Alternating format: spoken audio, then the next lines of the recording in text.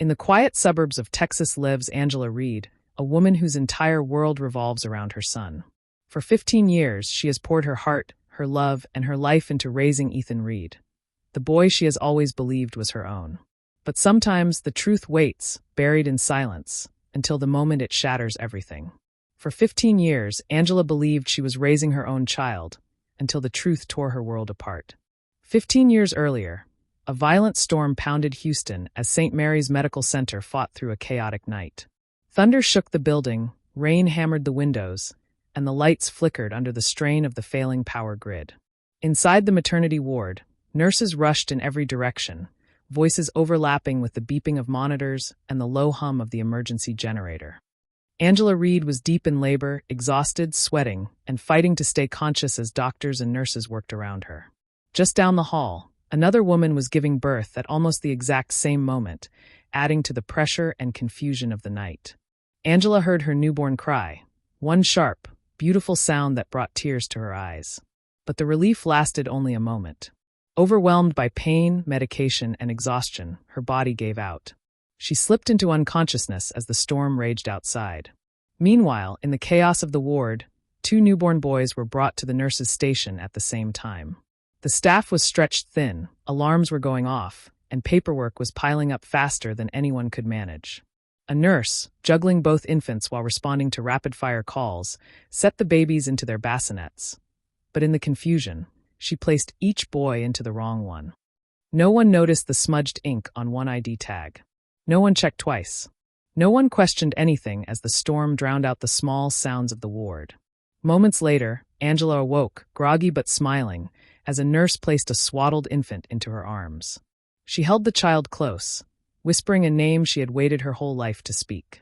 She believed, completely and wholeheartedly, that this was her son. Across the room, the other baby slept peacefully in a different bassinet, belonging to a different mother. And the truth of that night would remain hidden. Not that night, not for 15 years. 15 years later, the Reed household in suburban Texas looked calm from the outside. But inside, tension had become part of the air they breathed. Angela Reed moved through the kitchen with practiced warmth, doing everything she could to hold her family together. Ethan, now 15, sat at the table, quiet, distant, thoughtful in ways neither of his parents fully understood. Mark Reed, Angela's husband, watched the boy with a frustration he no longer bothered to hide. Over the years, he had grown to feel strangely disconnected from Ethan. The more the boy grew, the more Mark questioned what tied them together. He saw none of himself in Ethan.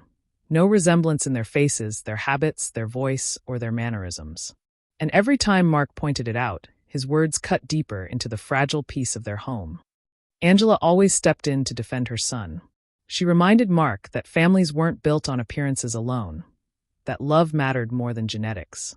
But despite her efforts, the strain between them grew quietly, silently, like a crack running through glass. To Angela, Ethan was her child, her heart. To Mark, he was a puzzle that didn't fit.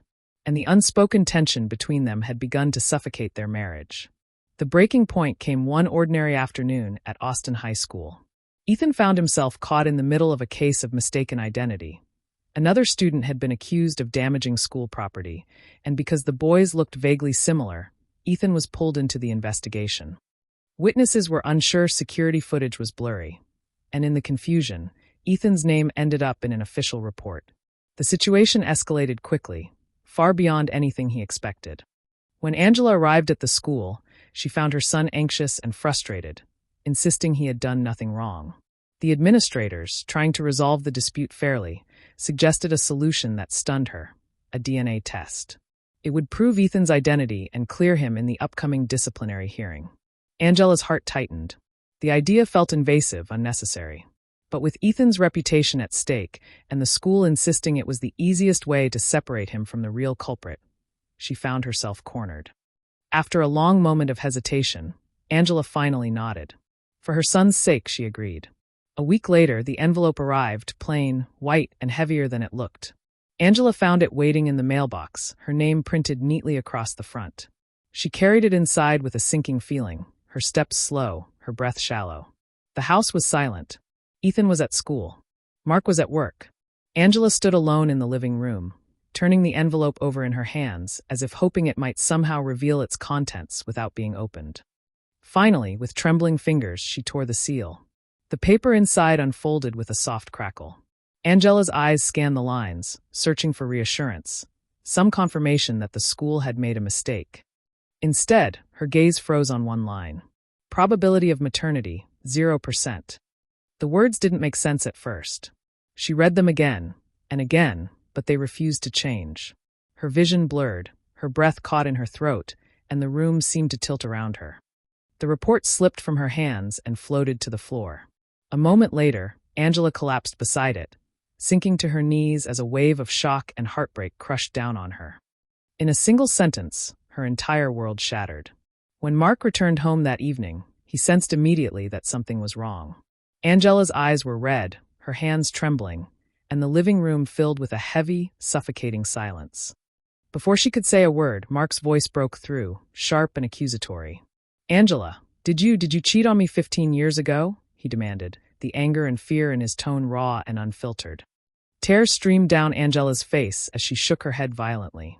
"No, never. I would never," she cried, her voice breaking under the weight of disbelief and fear.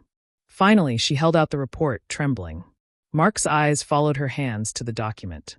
His breath caught as he read the words, each one a hammer striking his chest. "Neither parent is biologically related to Ethan." The room went silent. Mark's face drained of color. He could not speak.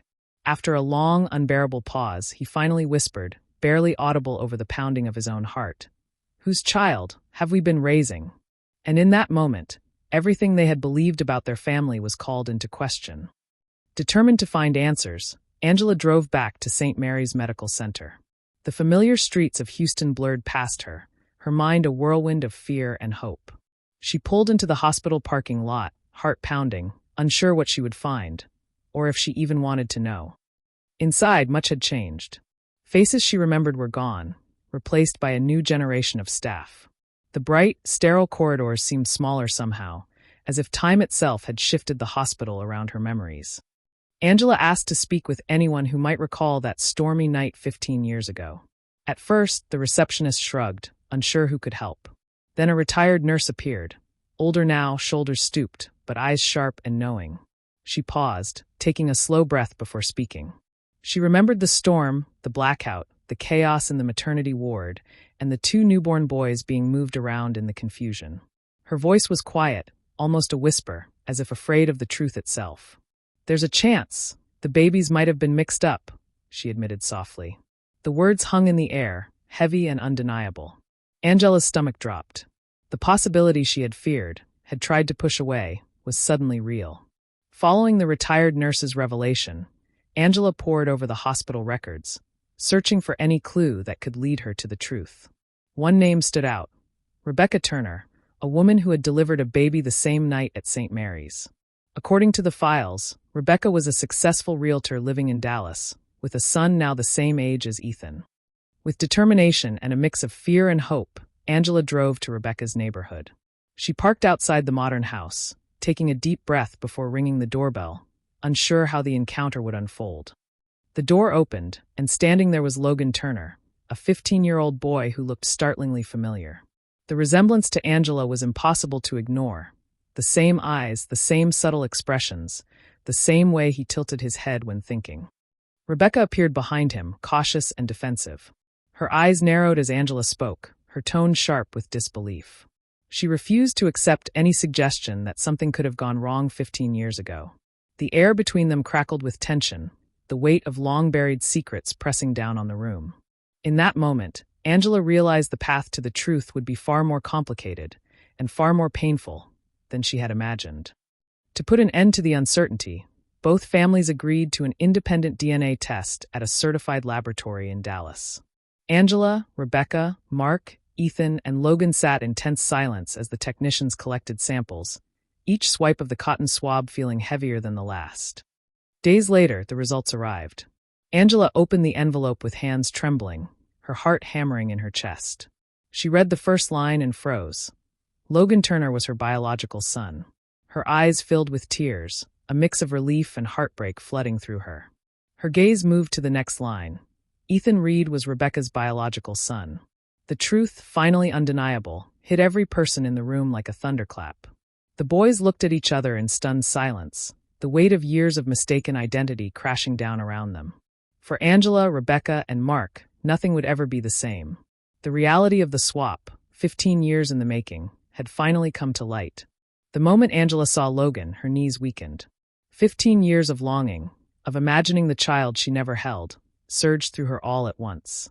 Tears streamed down her face as she reached out, holding him close for the first time, whispering the words she had carried in her heart for a decade and a half. At the same time, Ethan, who had been nearby, overheard everything. Confusion, hurt, and a sense of betrayal washed over him. Questions he had never considered before now tore at his mind. Was he not wanted? Was the family he had known a lie? Both boys struggled to make sense of the truth. Logan felt the shock of discovering the mother who had not been there for him all his life.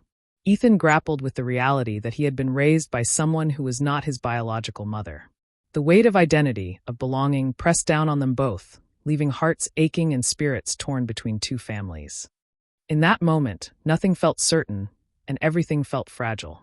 With the truth fully revealed, family court and child psychologists stepped in to guide the two families through the impossible decisions ahead. They explored every option carefully. Should the boys be switched back to their biological homes? Should they co-parent together? Or should life remain as it was, keeping the children in the homes they had always known? Angela wrestled with the weight of choice. She could not imagine leaving Ethan behind, could not bear the thought of treating him as anything less than her son. At the same time, she longed to embrace Logan, the child she had carried in her heart for 15 years. After deep reflection, she made her decision. She would not replace Ethan. She would love both boys fully and equally, and find a way to be their mother. Rebecca struggled with the idea at first, torn between protectiveness and fairness, but eventually she agreed to a shared arrangement, allowing both boys to build bonds with both families. In the end, the path forward was far from simple, but love, not biology, would guide them. Time passed. Slowly, carefully, Angela and Mark began to rebuild their marriage, learning to navigate the tension and heartbreak that the past 15 years had hidden. The house, once heavy with silence and unspoken questions, now echoed with laughter, conversation, and the tentative joy of a family finding its way.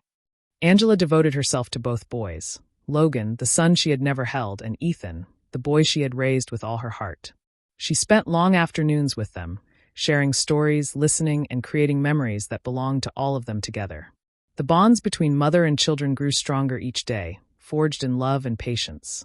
Ethan and Logan, though still learning to navigate their new reality, began to accept their lives intertwined, finding a place for each other in their hearts. Slowly, they understood that family was not simply determined by blood, but by the love, care, and courage that held them together. In the end, DNA doesn't define a mother's love, courage does.